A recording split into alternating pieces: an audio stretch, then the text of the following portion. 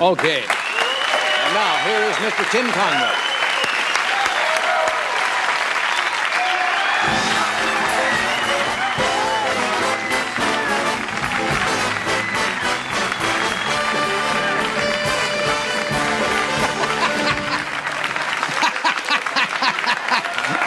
Armed with an innocent deadpan stare and an incredibly sharp wit, Tim Conway could completely destroy any talk show host or co-star without breaking a sweat.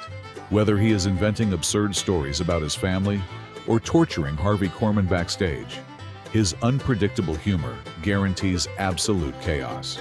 Let's look back at the most legendary unscripted moments that cemented his status as a television comedy god.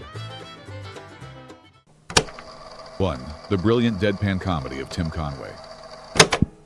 Mastering deadpan comedy, Tim Conway transforms awkward pauses into brilliant television moments effortlessly.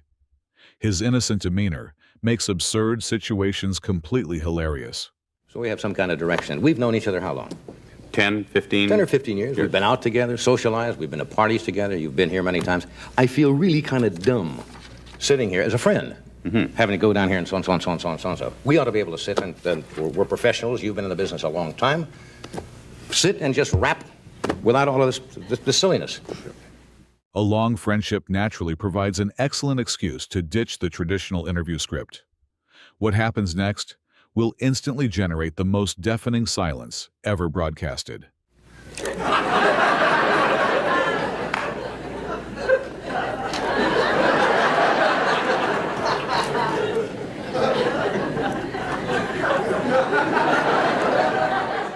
That speechless interaction is pure gold. Next, attending a glamorous event brings unexpected disaster. Very much socially. I'm not allowed out much socially, and no, I really don't go out too much socially, and no, I stay pretty much within the confines of my cardboard box, and just try to remain in the neighborhood itself. Yeah, doing real well. You're not a socializer, but... No. I went to one Hollywood party and my car was stolen, so... Oh, come on. No, it's true. Yeah. You mean you had the valet parking? When he attends a glamorous Hollywood party, his unbelievable innocence quickly gets exposed. This hilarious parking scam reveals how easily celebrities can get tricked. No, I went to Beverly Hills, big stuff. The valet parking, a guy came out with a red coat and he said, "Can I take your car?" And I said, "Yeah," and that was it. Really? That's right. He could be in Puerto Vallarta by now with your car. It was a party for Steve and Edie, their anniversary. The stolen car story entertains everyone. Afterward, a classic stage play suffers severe damage. And there's a part in the play where Ensign Pulver is sitting there, and he gets a letter from Mr. Robertson that says he was killed in action. And the sailor, who was Jack Riley at the time, says to me, "What does it say?" And I said, "Ensign Pulver, or Mr. Roberts has been killed in action." It takes immense courage to improvise dialogue during a highly emotional theatrical scene. The hilarious punchline, which he suddenly delivers, will completely shock the audience. And one night I decided to change that a little bit, and... And that's right at the end of the play. Yeah, I noticed that. And Jack Riley said, "I get this thing," and he said, "What's wrong?" And I said, It's Mr. Roberts." And he said, "What?" And I said, "They've repossessed his car." With that theatrical disruption finished, brutal professional honesty emerges. Gee, gave me a ride home and everything. It was marvelous. We have one little clip we're going to show. I don't even have any idea what it is. Does it do either one of you guys know what this is? We don't know. Well, the guest is supposed to know. When you come on with a film clip, you're supposed to say... All I know is that the check cleared. During the promotional segment, the famous actor shamelessly admits knowing nothing about his project. Massive waves of uncontrollable laughter are guaranteed by this brutally pragmatic statement. That's the important thing with me. I don't particularly care. You're the mercenary tonight, aren't you? I mean, this is it. You would go on a hit team if the Bucks were right? Sure, we'll kill those camels. Right. 2. The savage honesty of comedy legend, Tim Conway in 1979. Even when switching to a more aggressive and wild style, Tim Conway's comedic charm remains absolutely undeniable. Let's watch his 1979 hilarious performance. Yep. It's exciting. It is. To get paid for the thing you love to do, as they say. To go out and entertain an audience, to bear yourself in front of an audience, just to get a couple of laughs and make other people smile when you're so miserable. and take home a few thou a week, doesn't it? Yeah, that's the important thing. That's the main yeah, thing. That's the main thing. A lot of people don't think we're in it for the money. While discussing the noble purposes of acting, our star reveals a completely different motivation. Will this honest declaration about money destroy his artistic reputation? But I am. I've often heard that. Yeah. You got it just for the a lot money. of people think I want to get to the top. That's not necessarily so. No. Paycheck's the big thing to me. I don't particularly care about ratings or anything if the paycheck clears. That financial honesty shocks everyone. Next, television quality control receives a violent upgrade. They thought of a thing that, especially I think it kind of applies to my show, that there should be a comedy patrol. That instead of getting a rating, that after you do a show, the comedy patrol comes by, and if your show is bad, they actually come to your house and shoot you. Television executives urgently need an extremely terrifying method to cancel terrible broadcasted programs. A violent punishment is about to be proposed. Wouldn't that prevent a lot of bad shows? Really? That's right. Because you'd think twice before you actually put a show on. Yeah, You know what I mean? Vigilante kind of. Yeah, a guy comes and says, I saw your show. You no longer, you have to get out of show business, can no Right. longer perform. Right. Lots of it. There wouldn't be much left on television. No, that's true. Well, if you only got shot in the foot, it wasn't that bad. You know what I mean? This aggressive penalty brings massive laughs. Right after, a natural disaster ruins family bonding. Yeah. Right. Where were you during when it first hit? I was watching, as most people, the Rose Bowl, and had to, get the kids out of the way to get outside because a situation like that. Kids cluttered up the door today? They were all under that door jam. Surviving natural disasters normally brings family members together in beautiful harmony.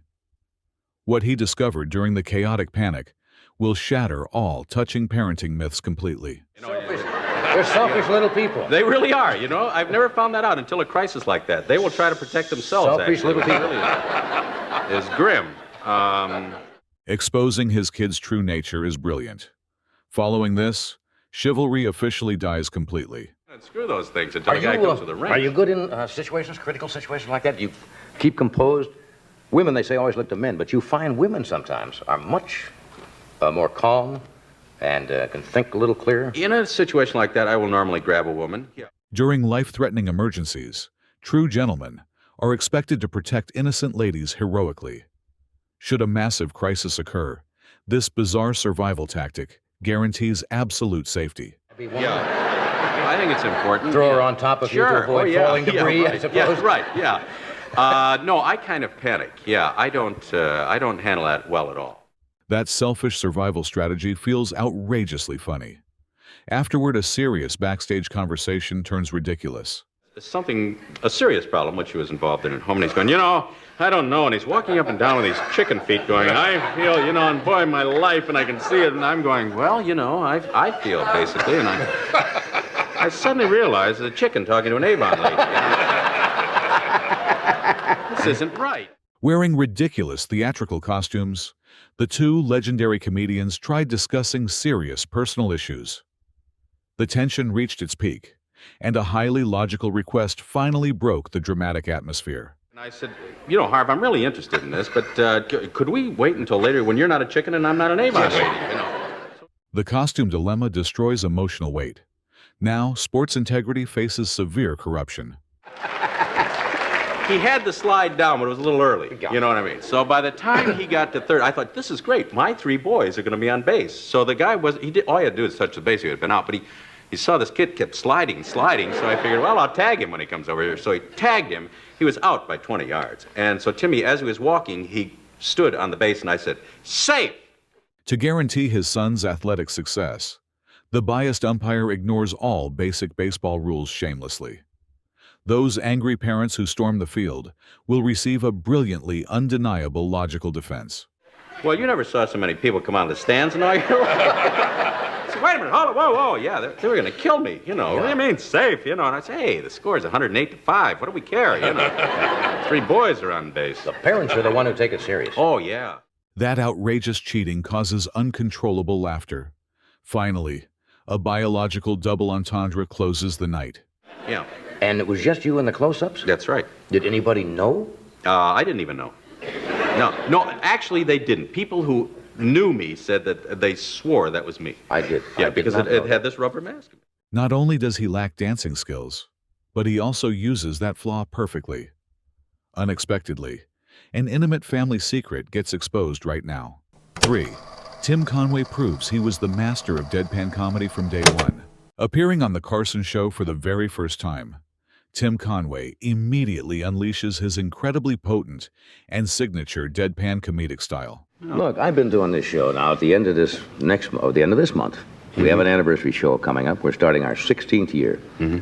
You have never been on this show. That's true. And I know we have asked you before. Well, you know, I didn't know you did this. A seemingly normal showbiz inquiry is about to receive the most ridiculously illogical justification imaginable. No, that's true. Now, we've known each other, what, 4 or 5 years, and you have never said what you do, you know, so I just figured, you know, and I never asked you, so I figured whenever I came over the house, you just wanted people in the business coming over there eating and running films and things, so That fake ignorance guarantees pure entertainment, while a live television broadcast prepares to suffer hilariously. And I also I have a friend, Ernie Anderson, that I've known for about 16 or 17 years from Cleveland, and that was his telephone number I gave. Yeah, because he said, mention me if you win, so I thought that would be the best way. That was the real number? Yeah, real number. What sounds like a touching tribute actually hides an absolutely merciless act of public sabotage. Yeah, he's still getting calls. Incidentally, if you didn't get that number, it is you want to give Ernie a call and The unexpected phone prank succeeds perfectly, and local history will soon face severe mockery. It's an old Indian town. Now, this is what they believe on how that town got its name, that there is a falls in the town and a very little trickle of water, and the Indians were supposedly coming down this. Waiting at the very end of this majestic historical tale lies a terribly shameless linguistic pun. Trickle of water, evidently, and heard this roar, and when they got there, it was such a small falls that they said, we're really chagrined. And they believe that in that town. Yeah. Although that historical myth sounds ridiculous, his medical anxiety produces even better comedic material. I told this to a guy, and he said, why don't you go to a doctor, and he'll straighten it out for you. And the doctor said, he talked to my wife, and he said, what you should do is occupy his mind before he goes on. So I went to one show, and I noticed that she was talking a lot and kept saying, but she was telling me about a lot of bills. By attempting to cure severe stage fright, this desperate therapeutic method creates a completely different disaster. That we'd run up. And I actually got sick about the bills that we were running up. And did the thing on your wife? I don't know, it just kind of went away. And it went away once. Fortunately, the financial panic cured him completely. But traditional parenting concepts get destroyed mercilessly next. Loneliness. Yeah, but fortunately a lot of people ask me over for dinners and things like that. Sure. Kind of occupies my mind. But you have a large family. 6. Is it that many? 6. Yeah, I guess it's 6. I don't. 6. Well, they're not brought to me till they're 10. So.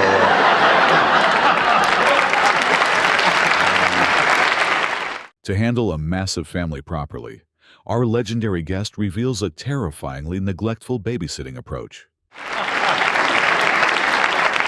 Cuts out those bad years. Yeah, so I've only seen 3 of them. But there are other littler ones running around the house. I noticed that. 6 of them.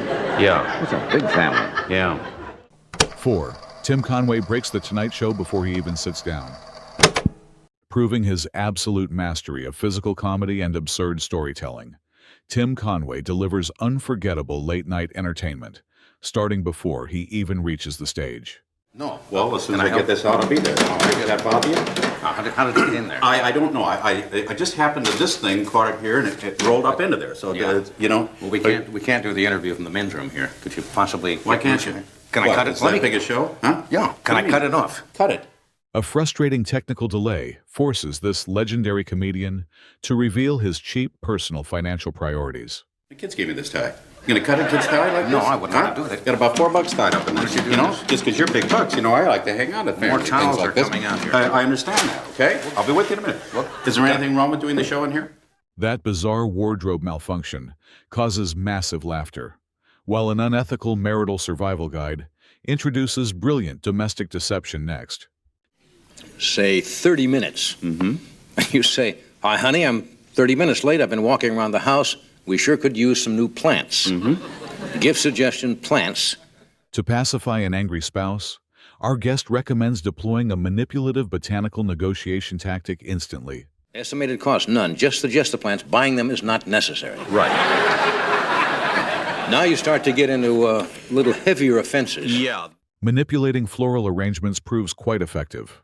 However, a much longer absence demands more expensive automotive alibis. Can I just give him a 4-hour excuse? Certainly. Yeah. Hi, honey. Always start off with hi, honey. Of course. I'm sorry I'm 4 hours late. I just stopped off to get my car washed, and darned if Sally didn't talk me into getting a special super wax job. By the way, I bought you that new watch you wanted. Gift suggestion, new watch. What sounds like a generous romantic gesture actually disguises an outrageous car wash transgression.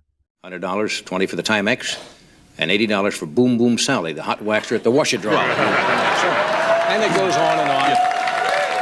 Those absurd financial calculations entertain everybody, and severe respiratory distress will soon become a desperate defensive weapon. No, you kind of, well, I think what you have to do, I call it the cough for life. If you come in at 3 o'clock in the morning and your wife says, "Where have you been?" You go, "Where have I been?" I'll tell you. Now, That's the kind of kick in. By faking sudden medical emergencies, guilty husbands can buy precious seconds for fabricating elaborate lies. during that cough, you better come up with your life. And a pretty decent excuse, might I add. Yeah, just... Faking illness demonstrates peak comedic desperation, but a terrifying mid-air crisis prepares to unleash true, heroic sacrifice.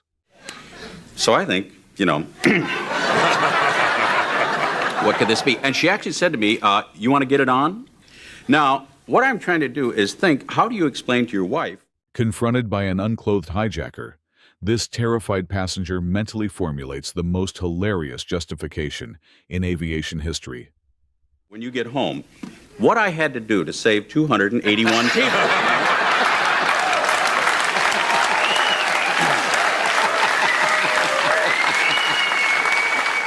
5. The unscripted brilliance that makes Tim Conway a talk show legend. Joining his legendary colleagues on stage, Tim Conway instantly delivers relatable, self-deprecating humor and iconic Hollywood disasters. You guys are talking about Hollywood. How come I wasn't invited to the Hollywood party last night? I've never actually been to a Hollywood party. I've been to a couple at your house. Well, they're not Hollywood parties. They're kiddie birthday parties. I went to one, Steve Lawrence and Edie Gourmet's anniversary. Were you at that? Hidden behind a glamorous showbiz anecdote lies a pathetic admission of absolute social rejection. No, I wasn't invited. I wasn't invited to that one either. See, that's the only one I've been. And I had my car stolen. You and Steve and Edie, or were there other... No, there were other people. The whole room full of people. That social exclusion feels relatable. However, an expensive vehicular mistake introduces brilliant criminal deception next. I pulled up, and a guy in a red jacket said, can I take your car? And I said, yeah. And I said, do I need a ticket? And he said, no, I don't think so. And that's the last I saw of him or my car. It's true. Odd. Stole my car. You gave it to some guy wearing a red jacket? Yeah. Well, if a guy comes up and you're parking for a party, and they have valet and everything, a guy comes up in a red coat and says, can I have your car?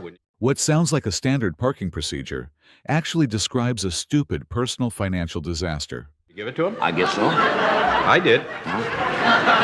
And the car disappeared and the guy disappeared. Yeah, and they found it 28 days later. Yeah.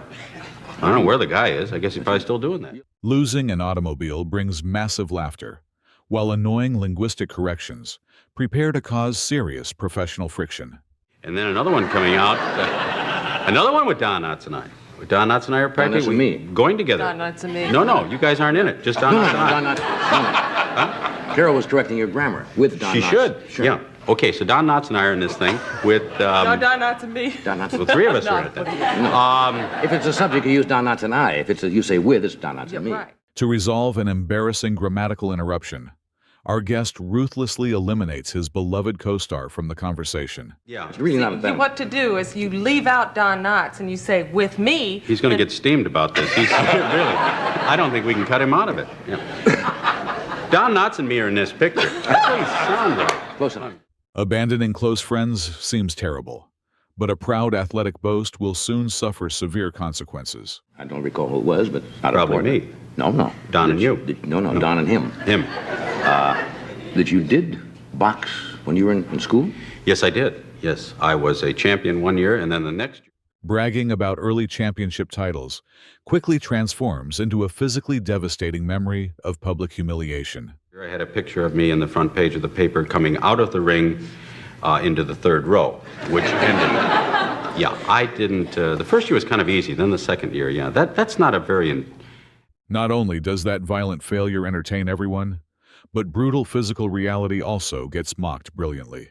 I don't think if you saw an ad in the paper that said, come on down to the Olympic Auditorium on Friday, we're just going to wail the hell out of you. You'd actually answer that ad, but guys go down there and do it, And be hit in the face by strangers. Yeah. Under intense logical scrutiny, the fundamental concept of combat sports receives an overwhelmingly hilarious, pragmatic evaluation. Yeah, you wouldn't go pick up on that real quick. No. So and be hit repeatedly. It didn't take me long to figure that out, yeah. Now we have... Analyzing athletic stupidity generates loud applause before a famous cinematic workout routine receives a weird parody. Of Don and me. That we have for us. We have for us. About the prize fighter, does this need any... well, as you know, in Rocky, Rocky trained by drinking raw eggs, and so that we picked that up as part of our training in our picture. We felt that we should be also training with raw eggs, so we... How exactly do two aging comedic actors incorporate intense dietary regimens into a ridiculous boxing parody? Kind of figured a way to do that. Okay, why don't we show them that? Why don't we go look at it? Okay, why not? We can look at it We here? can look at it right here. We have a machine and everything. Not a bad look. 6. The hilarious, unscripted genius of Tim Conway as a drunken preacher. Famous for unpredictable characters, Tim Conway transforms into the legendary preacher Raleigh D. Tucker before destroying a bizarre psychological magazine quiz. A stern religious warning becomes an enthusiastic endorsement for heavy alcohol consumption. When it comes... That holy confession shocks the congregation, but a tragic celebrity intervention prepares to A dark psychological depression is eliminated through the most unglamorous pharmaceutical solution imaginable. And then take to bed, yeah. That's right. Not only does that medicine kill time, but a bizarre winter garment also promises extreme discomfort. Despite providing excellent bodily warmth, this ridiculous living outerwear creates serious physical movement complications. Well, It's warm, but it's really uncomfortable because they keep moving on you. Let's see here. What else can we... Wearing squirming rodents proves absolutely insane before a theoretical animal transformation reveals ultimate retirement. Why does this aging comedian passionately prefer adopting a majestic racing equine identity? 7. Tim Conway destroys Johnny Carson as the world's worst professional jockey. Famous for crafting iconic comedy characters, Tim Conway transforms into the incompetent equestrian Lyle Dorf for an unforgettable television interview. Lyle, I don't mean to be critical, but aren't you a little heavy for a jockey? How much do you weigh? I go about 145 pounds. Yeah, that is. Answering a question about physical sports requirements, this heavily overweight athlete reveals a delusional scientific measurement theory. Matter of fact, I won't be able to stay here and talk too long. I have to get right back to the sweat box there, yes. I see. We're talking major perspiration I here. suppose so, yes. Yeah. Now, how do you weigh in with all that weight? Well, I step on the scale very lightly, just to put maybe 1 foot on at a time. You know, you can't get on there full force. That the thing would go zingo on me. Cheating the gravity scale brings huge laughs, while a bizarre racing strategy prepares to shock professional equestrians next. Lyle, you have a rather unusual riding style. Could you explain it? And that I do. I do.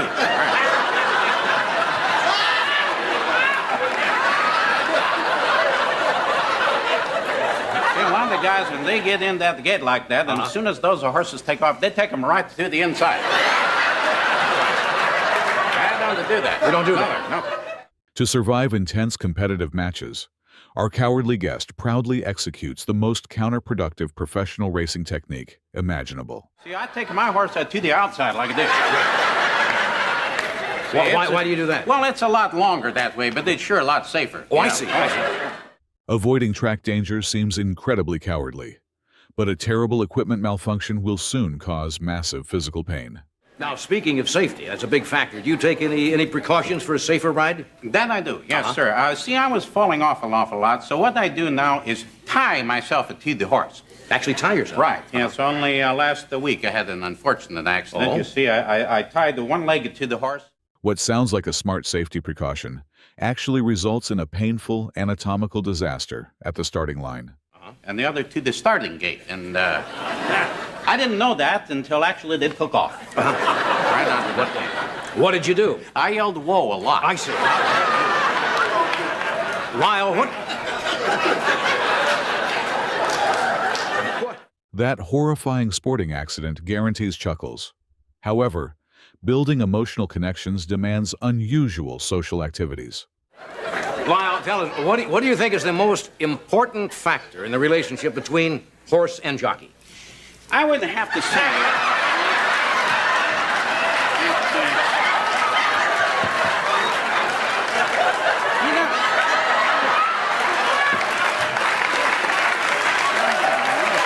Relationship between the horse. I would say that. I think the most important thing is to get to know your horse. Get to know your horse, huh? Despite discussing normal animal bonding methods, this ridiculous horseman quickly introduces terrifying public transportation challenges. How do you do that? I take him out for a little coffee sandwich or something like that. Get into the booth here. Very nice. Yeah, it's awfully hard to find a seat on the bus, though, with a guy like that. An animal that size. I noticed now you're carrying a whip. Treating animals like humans proves hilarious before a rigorous fitness regimen receives an unbelievably lazy demonstration. I imagine to keep this weight under control, you have to exercise quite a bit. I do. Could you show us what your day consists of to keep in shape? Well, sure. Well, the first thing I do when I get out of bed in the morning is, of course, I jump right out of bed like that. Once I hit the floor, I try to warm up with... How exactly does a supposed world-class champion maintain top physical condition without expending any actual muscular energy? In my toes. That's the most important thing. Touching your toes.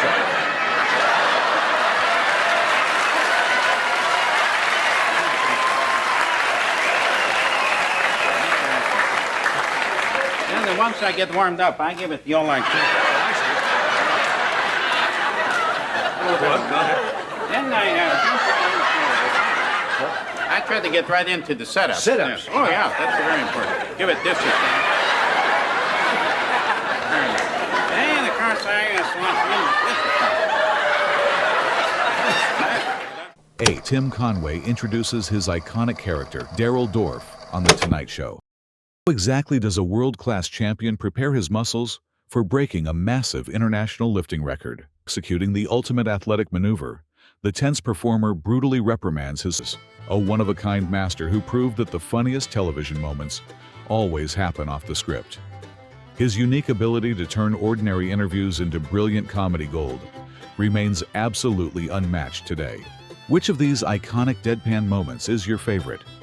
Don't forget to leave a comment below, hit the like button, and subscribe for more hilarious classic television masterpieces.